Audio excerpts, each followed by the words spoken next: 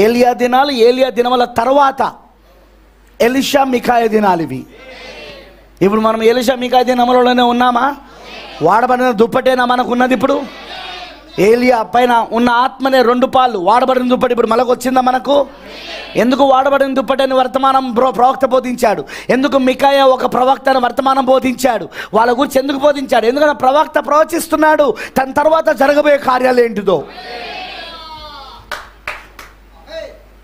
The ministry which is going after Brother Branham.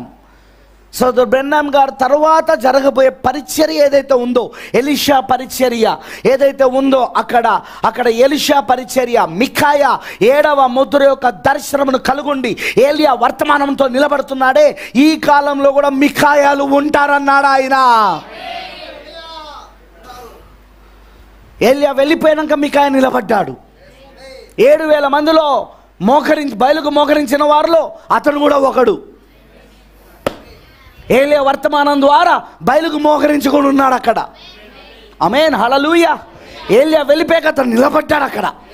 ఆపు ప్రవక్తలతో ఒకటి కాలేదు. అందుకే ఈరోజు మనము 1966 నుండి 2020 వరకు ఇప్పుడున్న సంఘ శాఖల యొక్క ఆ యొక్క పాస్టర్లతో, ఆ యొక్క వాళ్ళ కమిటీలతో, అందుకే మనం ఒకటి కావట్లేదు ఈ రోజున. ఎందుకంటే వాళ్ళు ఆహాబును పొగుడుతారు, వాళ్ళు ఇజ్రాయెల్ని పొగుడుతారు. వాళ్ళు అంటే అమెరికాని, ఓ అమెరికా దేవుని చేత వాళ్ళకి ఎట్లుంటుందో తెలుసా? అమెరికా పోయి వస్తే పరలోకం పోయి వచ్చినంత ఫీలింగ్. నీకు తెలుసా మా సేవకుడు అమెరికా పోయి వచ్చాడు, నీకు తెలుసా బాంబుల దగ్గరికి పోయి వచ్చాడు. అక్కడ ఉండొద్దని చెప్పి బయటికి రా, లేకపోతే ఏదో ఒక రోజు బాంబులో కలిసిపోతాడు. ఎందుకంటే 1933లో ఆల్రెడీ 7 దర్శనాల్లో 7వ దర్శనం ఏంటంటే ప్రవక్త బ్రెన్నాం గారు ఏం చూశారంటే అమెరికా పూర్తిగా అణుబాంబు చేత నాశనం అవ్వడం, గోతులు పొగ తప్ప ఇంకేం కనపడలేదు అక్కడ. ఈరోజు చాలామంది ఫీలింగ్ ఏంటంటే అమెరికా దేశంలో నేను సెటిల్ అయిపోయాను, అమెరికా దేశాన్ని నేను వెళ్ళొచ్చాను, నేను USA వెళ్ళొచ్చాను. అయితే ఏంది? ఈరోజు చాలామంది ఫీలింగ్స్ అవి, ఎంటైర్ మెసేజ్లో కూడా ఫీలింగ్లు అవి. అయితే ఏంది? So what? ప్రవక్త చెప్పినట్టు, బైబిల్ చెప్తున్నట్టు చరిత్ర మళ్ళీ పునరుద్ధం అవుతున్నది. అందుకే మనం సంఘ శాఖలతో, ఎందుకు ఈ సంఘ శాఖలు, ఈ సంస్థలు అనేవి అతలియా వెనకాల ఉన్నది ఎవరు? యెజబేలు. అతలియా ఎవరి కుమార్తె? యెజబేలు కుమార్తె. ఈ సంఘ శాఖలు, ఈ సంస్థలను ఏవైతే ఉన్నాయో, ఆ ప్రొటెస్టెంట్ సంఘాలు సంఘ శాఖలు ఏవైతే ఉన్నాయో, రోమన్ క్యాథలిక్ కాకుండా ఉన్న సంఘాలన్నీ ప్రొటెస్టెంట్ సంఘాలను పిలుస్తారు. ఇవన్నీ ఎక్కడి నుండి వచ్చినాయి అంటే రోమన్ క్యాథలిక్లో నుండే వచ్చినాయి ఇవి, దాని కుమార్తెలే ఇవన్నీ. హల్లెలూయా. కానీ ఇప్పుడు ఆ అతలియా ఎవరికి సపోర్ట్ చేస్తుంది? రోమన్ క్యాథలిక్కి. సేమ్ అదే పనులు చేస్తూ ఉన్నది, అవునా కాదా? అదే పనులు, హత్య చేయడం, విగ్రహార్థన తీసుకురావడం, యూదా దేశంలో విగ్రహార్థన తీసుకురావడం, ఉన్నత స్థలాలను కట్టడం, అదే పని చేసిందా లేదా? అతలియా కూడా భార్యగా అదే పని చేసింది, తల్లిగా కూడా ఇప్పుడు అదే పని చేస్తుంది. ఫ్రెండ్స్, నేనేం చెప్పడానికి ప్రయత్నిస్తున్నానంటే, మనం చరిత్రను చూసినప్పుడు బైబిల్లో ప్రవక్త చెప్పినట్టుగా ఏలియా దినాలు ఉన్నాయి, ఇప్పుడు జరుగుతున్నాయని ప్రవక్త అన్నాడు. దాన్ని ఆయన ఏం చూపించాడంటే, అదిగో అహాబు, అదిగో యెజబేలు. ఇప్పుడు అహాబును నడిపిస్తున్నది యెజబేల్ అని చెప్పి జాన్ ఎఫ్ కెనడీ గురించి మాట్లాడుతున్నప్పుడు వింటున్నారా? ఇజ్రాయెల్ అమెరికాతో పోల్చబడుతున్నప్పుడు ఆ దినాలు ఏవైతే ప్రవక్త ఉన్నప్పుడు జరిగినాయో, ఆయన వెళ్ళిపోయినాక కూడా అవే దినాలు కంటిన్యూ అవుతా ఉన్నాయి ఇక్కడ. ఎందుకంటే ఏలియా వెళ్ళిపోయినాక ఏం జరిగిందో మనకి ఇక్కడ చరిత్రలో ఉంది. ఆ చరిత్రలో ఉన్నదే ఇప్పుడు ఏలియా, మన కాలపు ఏలియా వెళ్ళిపోయినాక 1965లో మన కాలపు ఏలియా వెళ్ళిపోయినాక మళ్ళీ అవే దినాలు పునరుద్ధం అవుతా ఉన్నాయి ఇప్పుడు ఇక్కడ కూడా. ఖచ్చితంగా మికాయలు ఉన్నారా? వినబడతలేదు నాకు. ఏలియా వర్తమానము నమ్మి ఏలియా వర్తమానమును నమ్మి 7వ ముద్ర యొక్క దర్శనమును కలుగున్న మికాయలు ఉన్నారా? ఇప్పుడు ఉన్నారు. బిషప్ సిద్కియాను అతని దగ్గర ఉన్న 400 మంది ప్రవక్తలను అంగీకరించని మికాయ, ఒప్పుకోనని ఎలీషా ఉన్నారా లేదా? చెప్పాలా నాకు?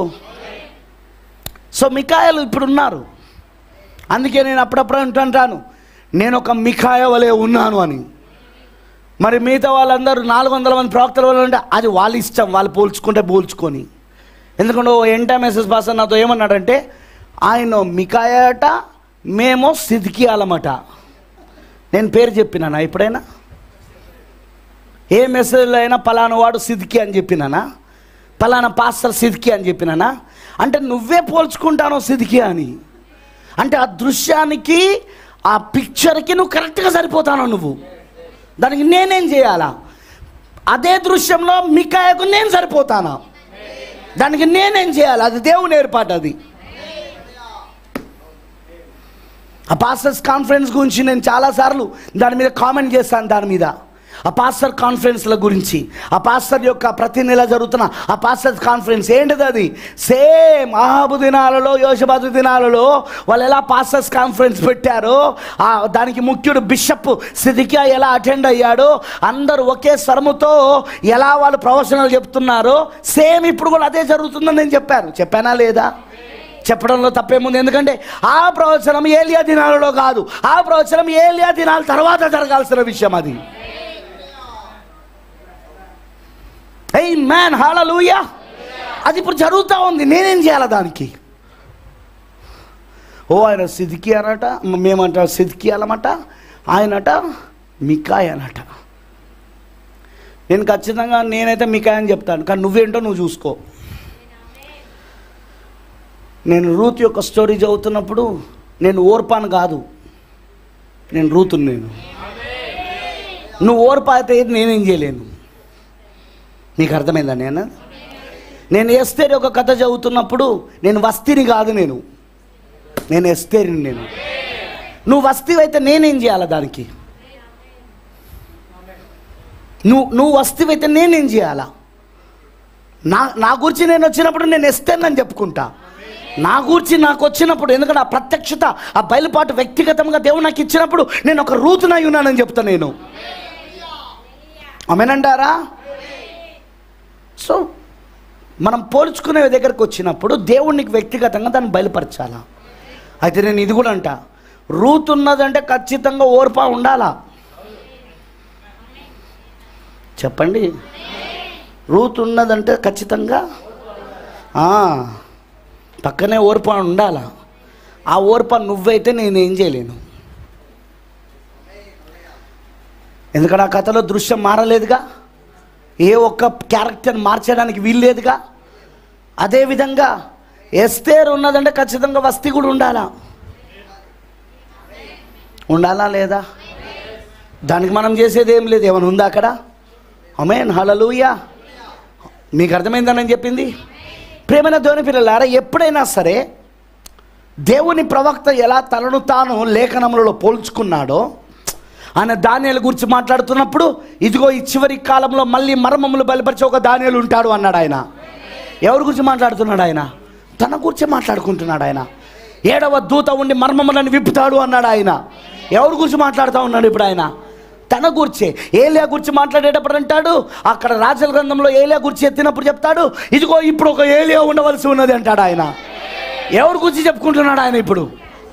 అది ఆయనకి ఇవ్వబడిన పరిచర్య, అది ఆయనకి ఇవ్వబడిన ప్రత్యక్షత, అది ఆయనకి ఇవ్వబడిన వ్యక్తిగత బయలుపాటు. దానికి మిగతా వాళ్ళ సంఘశాఖలు, అదిగో ఆయన ఏలియా అని చెప్పుకుంటున్నాడు, అదిగో ఆయన దానియేలు అని చెప్పుకుంటున్నాడు, అదిగో ఆయన 7వ దూత అని చెప్పుకుంటున్నాడు, మనల్ని మాత్రం డాష్ డాష్ డాష్ అని చెప్తున్నాడు. అది నీకు అట్లా అర్థమైంది. ఎవడేం చేస్తాడు?